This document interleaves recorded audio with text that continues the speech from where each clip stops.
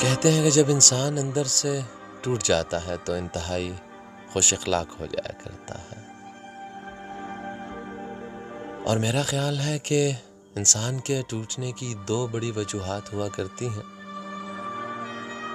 ایک کوئی بہت بڑی تکلیف، کوئی ہجر، کوئی فراق انسان نے سہ رکھا ہو، یا پھر ایک پچھتاوا جو انسان کے اندر موجود ہو اور اس پچھتاوے کا وہ مداوا چاہ رہا ہو۔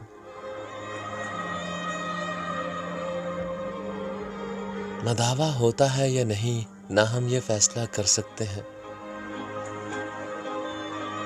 نہ ہمیں یہ معلوم پڑ سکتا ہے۔ ہم بس کاوش کر سکتے ہیں، ہم بس کوشش کر سکتے ہیں، ہم طمانیت کے حصول کے لیے جستجو کر سکتے ہیں۔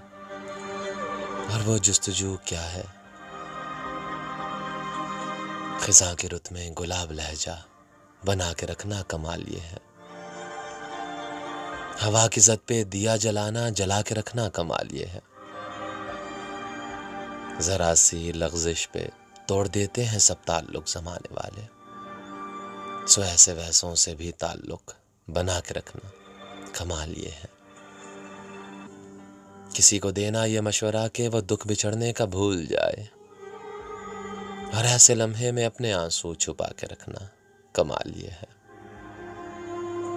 خیال اپنا، مزاج اپنا، پسند اپنی، کمال کیا ہے؟ جو یار چاہے وہ حال اپنا بنا کے رکھنا کمال یہ ہے۔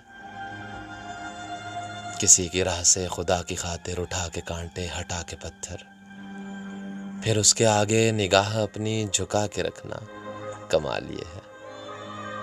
وہ جس کو دیکھے تو دکھ کا لشکر بھی لڑکھڑائے، شکست کھائے، لبوں پہ اپنے وہ مسکراہٹ سجا کے رکھنا کمال یہ ہے۔